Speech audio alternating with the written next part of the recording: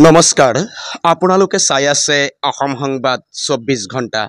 আজি আমি অসম সংবাদ 24 ঘণ্টায় আহি উপস্থিত হৈছোঁ শ্বহীদ নগৰী ঢেকিয়াজুলিস্থিত ঢেকিয়াজুলি সূৰ্যষষ্ঠী পূজা সমিতিৰ প্ৰাংগণত।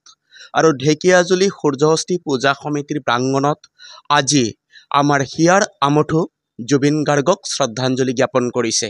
আজি এক দুখবৰ গোটেই অসমবাসীৰ কাৰণে, গোটেই ভাৰতবাসীৰ কাৰণে। ছিংগাপুৰত গৈ অকালতে প্ৰাণ হেৰুৱালে অসমৰ যুৱ প্ৰজন্মৰ হাৰ্টথ্ৰব জুবিন গাৰ্গে। আৰু ছিংগাপুৰত জুবিন গাৰ্গৰ মৃত্যুৰ খবৰ বিয়পি পৰাৰ লগে লগে সমগ্ৰ অসমতে এক শোকাকুল পৰিৱেশৰ সৃষ্টি হৈছে। প্ৰতিটো অনুষ্ঠান প্ৰতিষ্ঠানে আজি এই প্ৰিয় শিল্পীগৰাকীক শ্ৰদ্ধাৰে সুঁৱৰিছে, শেষ বিদায় জনাইছে। আৰু সমান্তৰালকৈ ঢেকিয়াজুলি সূৰ্যষষ্ঠী পূজা সমিতিৰ তৰফৰ পৰাও আজি ঢেকিয়াজুলি শ্ৰী শ্ৰী সূৰ্যষষ্ঠী পূজা সমিতিৰ প্ৰাংগণত আজি শ্ৰদ্ধাঞ্জলি জনোৱা হৈছে। আমি দেখুৱাই আছোঁ সামগ্ৰিক পৰিৱেশ। এয়া হৈছে শ্বহীদ নগৰী ঢেকিয়াজুলিস্থিত ঢেকিয়াজুলি শ্ৰী শ্ৰী সূৰ্যষষ্ঠী পূজা সমিতিৰ প্ৰাংগণৰ দৃশ্য। এনেদৰেই আজি প্ৰিয় শিল্পীগৰাকীক শ্ৰদ্ধাঞ্জলি জনোৱা হৈছে আৰু শেষ শ্ৰদ্ধা জনাইছে ঢেকিয়াজুলি সূৰ্যষষ্ঠী পূজা সমিতিয়ে। আৰু ইয়াতে ঢেকিয়াজুলি সূৰ্যষষ্ঠী পূজা সমিতিৰ বিষয়ববীয়াসকল আছে। আমি তেখেতলোকৰ পৰাও এই চেগতে কিছু কথা জনাৰ চেষ্টা কৰিম, যিহেতু আজি এটা দুখৰ দিন। আজি সকলোৱে ভাগৰি পৰিছে, কিয়নো যিগৰাকী প্ৰিয় কণ্ঠশিল্পী, সকলোৰে হিয়াৰ আমঠু এইগৰাকী শিল্পী আৰু নাই। এইগৰাকী শিল্পী কেতিয়াও উভতি নহা পথেৰে গুচি গ'ল, চিৰবিদায় মাগিলে। আজি এক শোকাকুল পৰিৱেশ আৰু এই শোকাকুল পৰিৱেশৰ মাজতে এই প্ৰিয় কণ্ঠশিল্পীগৰাকীক ঢেকিয়াজুলিৰ শ্ৰী শ্ৰী সূৰ্যষষ্ঠী পূজা সমিতিৰ তৰফৰ পৰাও আজি শেষ শ্ৰদ্ধাঞ্জলি জনোৱা হৈছে। কি ক'ব আজিৰ এই শোকাকুল দিনটোত?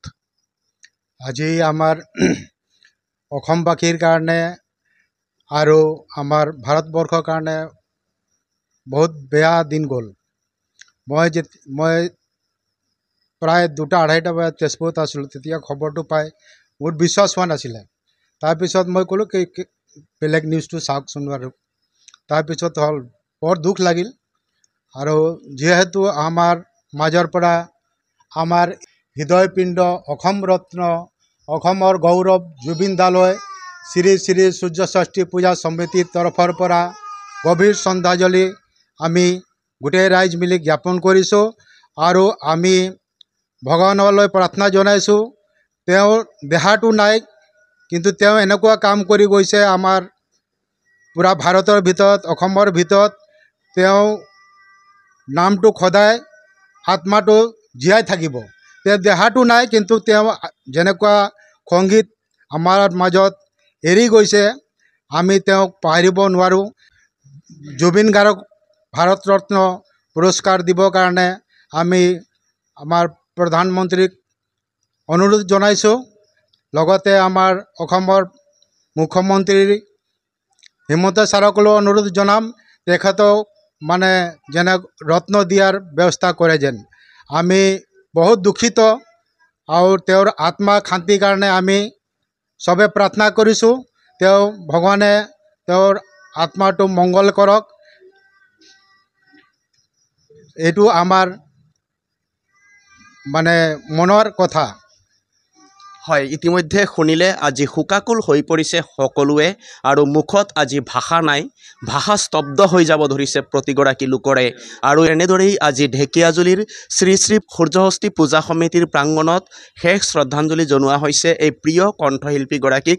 আমি দেখুৱাই আছোঁ সামগ্ৰিক পৰিৱেশ। আজি সকলোৰে চকুত মাত্ৰ চকলো, কিয়নো এইগৰাকী শিল্পীক আৰু দ্বিতীয়বাৰৰ কাৰণে কোনেও মঞ্চত বিচাৰি নাপায়। মাত্ৰ তেখেতে আগতে যিসমূহ বাণীবন্ধন কৰি থৈ গৈছিল, সেইসমূহ গীতহে শুনিব লাগিব এতিয়া শ্ৰোতাসকলে। আৰু মঞ্চত দপদপাবলৈ নাহে জুবিন গাৰ্গ, কেতিয়াও নহা পথেৰেই উভতি গ'ল জুবিন গাৰ্গ। আৰু এনেদৰেই আজি শোকাকুল পৰিৱেশৰ মাজেৰে জুবিন গাৰ্গক শেষ শ্ৰদ্ধাঞ্জলি, শেষ বিদায় জনোৱা হৈছে। কি ক'ব আজিৰ দিনটোত? आज का दिन हम लोग के लिए बहुत दुख का दिन है। निशब्द है, अविश्वसनीय। जुबिन जहाँ भी रहें, सुखी रहें, शांतिते रहें। और हम लोग के तरफ से श्री श्री सূৰ্যষষ্ঠী पूजा समिति के तरफ से हम लोग से विनम्र श्रद्धांजलि। जुबिन का आत्मा को शांति मिले, भगवान अपने श्री चरणों में उनको जगह दे। धन्यवाद। হয়, ইতিমধ্যে শুনিলে এইগৰাকী শিল্পীৰ কাৰণে সকলোৱে কান্দিছে, কিয়নো প্ৰতিটো জাতি জনগোষ্ঠীক, প্ৰতিটো ধৰ্মাৱলম্বী লোকক সমানে ভালপোৱা শিল্পী আছিলে জুবিন গাৰ্গ। আৰু জুবিন গাৰ্গে কৈছিল, মোৰ কোনো জাতি নাই, মোৰ কোনো ধৰ্ম নাই। আৰু এইগৰাকী জুবিন গাৰ্গ কিন্তু আজি ৰাইজৰ মাজতো নাই। সেইকাৰণে আজি জুবিন গাৰ্গক সুঁৱৰি সকলোৱে মৰ্মাহত হৈছে আৰু শেষ শ্ৰদ্ধাঞ্জলি জনাবলৈ একত্ৰিত হৈছে। আৰু অসমৰ প্ৰান্তে প্ৰান্তে, ভাৰতৰ প্ৰান্তে প্ৰান্তে আজি এই প্ৰিয় শিল্পীগৰাকীক শ্ৰদ্ধাঞ্জলি জনোৱা হৈছে। তাৰ সমান্তৰালকৈ শ্বহীদনগৰী ঢেকীয়াজুলিৰ শ্ৰী শ্ৰী সূৰ্যষষ্ঠী পূজা সমিতিৰ প্ৰাংগণতো শ্ৰী শ্ৰী সূৰ্যষষ্ঠী পূজা সমিতিৰ বিষয়ববীয়াসকলে এনেদৰেই শ্ৰদ্ধাঞ্জলি জ্ঞাপন কৰিছে। আৰু ইয়াত আৰু বিভিন্নজন আছে, আমি তেখেতলোকৰ পৰাও এই চেগতে কিছু কথা জনাৰ চেষ্টা কৰিম। আজি যিহেতু এই প্ৰিয় শিল্পীগৰাকী আমাৰ মাজত নাই, আজি আমাৰ কাৰণে এক অপূৰণীয় ক্ষতি। কি ক'ব আজিৰ দিনটোত? চাওক, আজি বহুত মানে বেয়া দিন এটা গ'ল অসমৰ কাৰণে, গোটেই ভাৰতবৰ্ষৰ কাৰণে। সকলোৰে প্ৰিয় জুবিন গাৰ্গ, জুবিন দা বুলি মাতোঁ আমি। তেখেতে অসমৰ সুনাম মানে গোটেই ভাৰতবৰ্ষত মানে কৰিছে। তেওঁ যিধৰণে গান গায়, যিধৰণে তেওঁ অসমতে নহয়, তেওঁ বলিউডতো তেওঁ বহুত নাম কৰিছে। তেওঁ বহুত কষ্ট কৰিছে, তাতো গান গাইছে। আৰু এটা কথা মই ক'ব বিচাৰিছোঁ যে জুবিন গাৰ্গ তেখেতে নিজৰ কেৰিয়াৰটো তেওঁ যদি বলিউডত থাকিলে হয়, মানে বহুত মানে টকা পইচা, বহুত নাম আৰু কৰিব পাৰিলে হয়। কিন্তু তেওঁ অসমৰ কাৰণে তেওঁ বলিউড ত্যাগ কৰি অসমলৈ আহিছিলে, একমাত্ৰ অসমীয়া চিনেমাৰ কাৰণে। সেইটো আপোনালোকে সকলোৱে জানে। গতিকে তেওঁৰ প্ৰতি এটা বিশেষ আমাৰ স্নেহ আছে। আৰু শ্ৰী শ্ৰী সূৰ্যষষ্ঠী পূজা সমিতি, আমি তেখেতক আজি এই অনুষ্ঠানত শ্ৰদ্ধাঞ্জলি দিছোঁ। আৰু আমি খুব দুখিত, তেওঁ অতি কম বয়সতে আমাক এৰি থৈ গ'ল। আৰু তেওঁ আত্মাৰ শান্তিৰ কাৰণে আজি আমি ভগৱানৰ ওচৰত প্ৰাৰ্থনা জনাইছোঁ। জুবিন দা য'তে থাকক, শান্তিৰে থাকক, এইটোৱে কামনা কৰিছোঁ। ধন্যবাদ। কি ক'ব আজিৰ দিনটোত? আমি ভাঙি পৰিছোঁ, আপুনি বিশ্বাস নকৰিব। মই জুবিন দাৰ গান মোৰ ফেচবুকত লাইভত গ'লেও আপুনি পাব। জুবিন দাৰ গান মই সদায় শুনো, ইয়া আলিৰ পৰা যিয়েই নহওক। তেওঁ অসমৰ নহয়তো, তেওঁ গোটেই ৱৰ্ল্ডত গান যিখিনি দি গ'ল। বেংগলত, আমাৰ অসমতকৈ বেংগলত তেওঁ বহুত ফেমাছ। অসমতো গায়ে গায়ে লুমে লুমে তেওঁ আছে। ইমান বেয়া লাগিছে যেতিয়া মই শুনিছোঁ যে তেওঁ হ'ল। মই মিছা কথা, কি কথা কওঁ, পাগল নেকি তই? তেওঁ কেইদিনমান আগতে মই ষ্টেজত চালোঁ বম্বেত, মনীষ কৌৰে। তেওঁক কৈছে তেনেকৈ হ'ব নোৱাৰোঁ, 10টা জনম ল'লেও হ'ব নোৱাৰোঁ। তেওঁক ষ্টেজত মাতিছে, পাঞ্জাবী ছিংগাৰ। মই মানে এনেকৈ ভাঙি পৰিছোঁ যে কি ক'ম, চকু দি পানী ওলাই আছে। এনেই ইমান কম বয়সত তেওঁ যাব, তেওঁ অসমৰ মানে এটা ষ্টাৰ। তেওঁৰ দৰে হ'ব নোৱাৰে, মই কৈছোঁ হ'ব নোৱাৰে। হয়, ইতিমধ্যে শুনিলে জুবিনৰ দৰে আৰু দ্বিতীয়জন হ'ব নোৱাৰে। আজি সকলোৰে এটাই কথা, প্ৰতিগৰাকী অনুৰাগীয়ে আজি কান্দিছে, চকুলো টুকিছে আৰু শেষ বিদায় জনাইছে। কি ক'ব আজিৰ দিনটোত চমুকে? আজিৰ দিনটো বৰ বেয়া হ'ল। আমি এনেকুৱা দিন দেখা নাই। আমাৰ এই অসমৰ এটা গৌৰৱ আছিল আৰু অসমৰ এটা ৰত্ন আমি আজি হেৰালোঁ। বৰ দুখ লাগিল। আমাৰ ছট পূজা কমিটি, শ্ৰী শ্ৰী ছট পূজা কমিটিৰ পৰা শ্ৰদ্ধাঞ্জলি জনাইছোঁ। তেওঁ আত্মাৰ শান্তি হওক, ভগৱানৰ পৰা প্ৰাৰ্থনা জনাইছোঁ। ধন্যবাদ। কি ক'ব আজিৰ দিনটোত?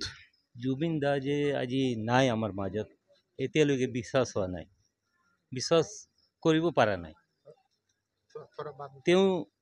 তেওঁৰ আত্মাটো য'তে থাকক, ভালে থাকক।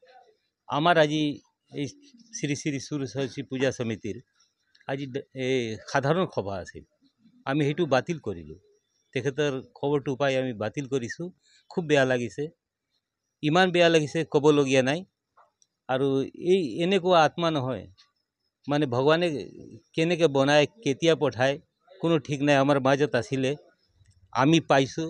আমি খুব মানে নিজকে ভাগ্যৱান বুলি ভাবিছোঁ যে তেনেকৈ আত্মা আমাৰ মাজত আছিলে, আজি গুচি গ'ল। আৰু কি ক'ম, বহুত বেয়া লাগিছে। ইয়াকে কৈ আজি শ্ৰদ্ধাঞ্জলি দিছোঁ।